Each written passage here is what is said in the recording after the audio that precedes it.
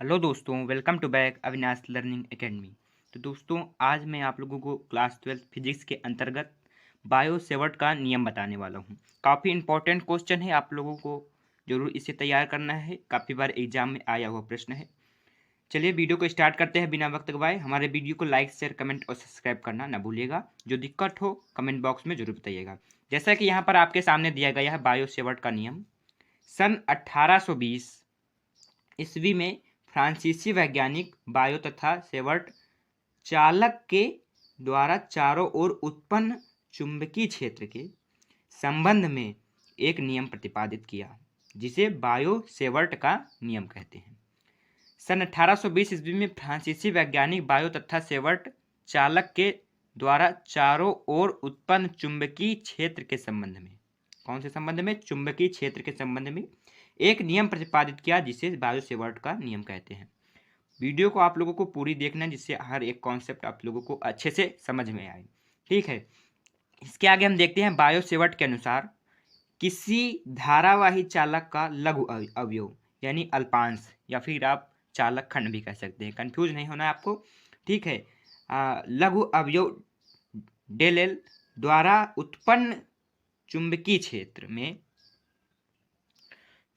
क्षेत्र में बिंदु P पर उत्पन्न चुंबकीय क्षेत्र B की तीव्रता निम्न बातों पर निर्भर करती है। यानी चुंबकीय क्षेत्र P पर उत्पन्न चुंबकीय क्षेत्र B की तीव्रता, यानी कि चुंबकीय तीव्रता को B से प्रदर्शित करते हैं। B निम्न बातों पर निर्भर करती है। ठीक है, उसके बाद हम आपको देखेंगे किस तरह से इसे समझाया गया है। यहाँ पर दिया गया है कोई धारावाही चालक है। मान लीजिए कोई धारावाही चालक एक्स वाई है। क्या है आपका?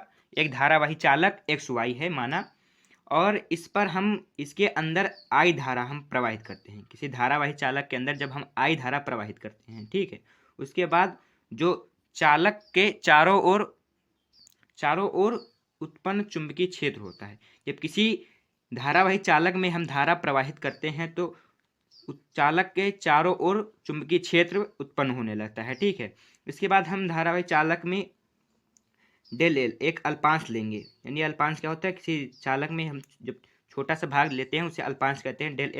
डेल एल इसे चालक खंड भी आप लोग कह सकते हैं। ठीक है, किसी अल्पांश से बिंदु P के बीच की दूरी कितनी मान लेंगे? हम r ले लेंगे। किसी अल्पांश डेल एल से बिंदु P लेंगे और इसके बीच की दूरी क्या मान लेंगे? r मान लेंगे, तथा बिंदु P के बीच का कोण थीटा है। ठीक है, थीटा मानेंगे।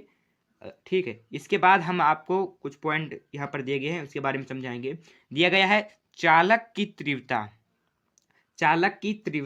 चालक में प्रवाहित धारा I के अनुक्रमानुपाती होती है। चालक की तीव्रता आपकी क्या हो गई? चालक की तीव्रता यानी डेल्टा B। ठीक है, चालक में प्रवाहित धारा मतलब धारावाही चालक में प्रवाहित धारा की क्या होगी? I होगी। हमने अभी आपको बताया किसी धारावाही चालक में I धारा प्रवाहित करते हैं तो चालक के चारों ओर चुंबकीय क्षेत्र उत्पन्न होता है। ठीक है, उसी तरह किसी चालक तीव्रता चालक में प्रवाहित धारा I के अनुक्रमानुपाती होती है। यानी डेल्टा B है वो I के अनुक्रमानुपाती होगा, चालक में प्रवाहित होने वाली धारा के अनुक्रमानुपाती होगा। यहाँ पर हमने लिख लिया डेल्टा B अनुक्रमानुपाती I। ठीक है, इसे हमने समीकरण 1 मान लिया। उसके बाद हम देखेंगे यहाँ पर दिया गया है चालक, क्या दिया गया है? चालक की तीव्रता चालक खंड के लंबाई के अनुक्रमानुपाती होती है। चालक की तीव्रता आपकी क्या हो गई? Delta B. चालक खंड हमने अभी आपको बताया, चालक खंड को या अल्पांश को या लघु अवयव को, बात एक ही है। इसको हमने डेल्टा एल मान लिया। इसके बाद हमने क्या किया? चालक की तीव्रता चालक खंड की लंबाई के अनुक्रमानुपाती होती है। यानी चालक की तीव्रता आपकी डेल्टा बी चालक खंड डेल्टा एल के अनुक्रमानुपाती होती है। यहाँ पर आप लोग देख सकते हैं ये समीकरण दिया गया है, इसको हमने समीकरण 2 मान लिया है। इसके बाद हम देखेंगे पॉइंट नंबर 3, इसमें भी एक समीकरण बनेगा। इसके बाद हम पॉइंट नंबर 3 पर आते हैं। दिया गया है जैसे कि डेल्टा बी धारा की दिशा तथा बिंदु P के बीच के कोण की ज्या के अनुक्रमानुपाती होता है। डेल्टा बी धारा की दिशा तथा बिंदु P के बीच के कोण के ज्या के अनुक्रमानुपाती है। ज्या मतलब आपका साइन हो गया। ठीक है, अभी हम आपको इसके चित्र के द्वारा समझाएंगे इसको। जैसा कि यहाँ पर दिया गया है डेल्टा बी धारा की दिशा तथा बिंदु के बीच के कोण की ज्या के अनुक्रमानुपाती होता है। ठीक है, यहाँ पर डेल्टा बी आपका चुंबकीय क्षेत्र की तीव्रता हो गई। ठीक है, ये डेल्टा बी की धारा की दिशा ऊपर की ओर है, धारा की दिशा बिंदु पी के बीच, बिंदु पी ये हो गया के बीच बनने वाले कोण की ज्या के बीच बनने वाला कोण कौन सा है? थीटा। ज्या मतलब साइन के अनुक्रमानुपाती है। फिर से समझिएगा बात को, ध्यान से समझना। डेल्टा बी यानी चुंबकीय क्षेत्र की दिशा धारा की दिशा में बिंदु पी के बीच बनने वाले कोण थीटा की ज्या के अनुक्रमानुपाती, ज्या मतलब साइन थीटा के बीच बनने वाले कोण ये आपका साइन थीटा के अनुक्रमानुपाती होता है। यहाँ पर जैसे कि यहाँ पर दिया गया है delta B proportional to sine theta, delta B अनुक्रमानुपाती है साइन थीटा के। अभी मैंने आपको यहाँ पर बताया है बिंदु पी, यहाँ पर दिया है बिंदु पी के बीच के कोण की ज्या, बिंदु पी के बीच के कोण मतलब थीटा, ज्या मतलब साइन के अनुक्रमानुपाती होता है। उसी तरह हमने यहाँ पर लिखा है डेल्टा बी अनुक्रमानुपाती साइन थीटा, इसको हम मान लेंगे समीकरण नंबर 3। अब समीकरण 4 को देखेंगे, दिया गया है चालक खंड से बिंदु पी के बीच की दूरी r के वर्ग के व्युत्क्रमानुपाती होता है। चालक खंड यानी अल्पांश आपका हो गया, चालक खंड ये आपका अल्पांश, ये होगा आपका अल्पांश। चालक खंड से बिंदु P के बीच की दूरी, चालक खंड से बिंदु P के बीच की दूरी कितनी है? r। यहाँ पर दिया गया चालक खंड से बिंदु P के बीच की दूरी, ये चालक खंड आपका डेल एल हो गया।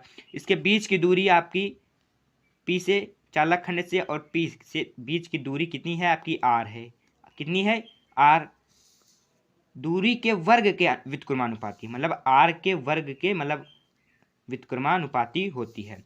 चालक खंड से बिंदु P के बीच की दूरी r के वर्ग के अनुक्रमानुपाती होती है। वही पॉइंट यहाँ पर दिया गया है, हमने इसे लिख दिया डेल्टा बी अनुक्रमानुपाती 1/r²। इसे हमने समीकरण नंबर 4 मान लिया। ठीक है, उसके बाद हम क्या करेंगे? समीकरण 1, 2, 3, 4 को मिला देंगे। ठीक है, मिलाने पर हमारा क्या बनेगा? समीकरण 1, 2, 3, 4 को मिलाएंगे। ठीक, समीकरण 1 दिया गया है डेल्टा बी अनुक्रमानुपाती आई, अभी हमने आपको विस्तार से बताया है। ठीक है, डेल्टा बी अनुक्रमानुपाती डेल्टा एल, डेल्टा बी अनुक्रमानुपाती साइन थीटा, डेल्टा बी अनुक्रमानुपाती 1/r²। ठीक है, यहाँ से हम डेल्टा बी कॉमन लेंगे, डेल्टा बी फिर प्रोपोर्शनल का चिन्ह लगाएंगे बराबर समीकरण 1 से आई, समीकरण 2 से डेल्टा एल और समीकरण 3 से साइन थीटा ले लेंगे। और यहाँ पर 1/r² है तो बटे में r² लिख देंगे। ठीक है, उसके बाद हम देखेंगे डेल्टा बी बराबर क्या होगा आपका?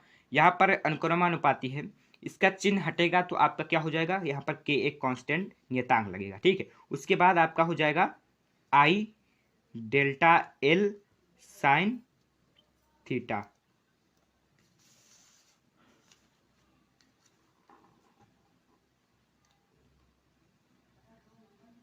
बटे आपका हो जाएगा r² हो जाएगा। यहाँ पर k एक कांस्टेंट है, नियतांक है। जब इसे हम बताएं k का मान क्या होता है? निर्वात में वायु का μ/4π होता है। ठीक है, μ/4π टेस्ला मीटर प्रति एम्पियर होता है। क्या होता है?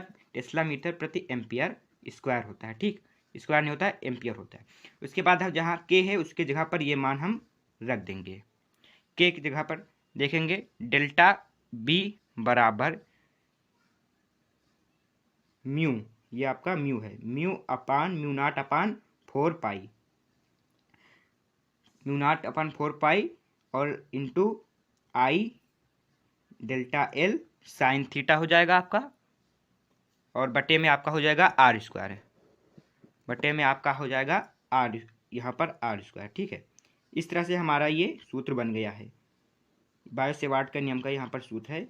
यहाँ पर जो μ0 का मान होता है वो 4π × 10⁻⁻7 न्यूटन प्रति एम्पियर स्क्वायर होता है। ठीक है, मैं आशा करता हूँ आप लोगों को हमारी वीडियो अच्छी लगी होगी। हमारी वीडियो को लाइक, शेयर, कमेंट और सब्सक्राइब करना ना भूलिएगा।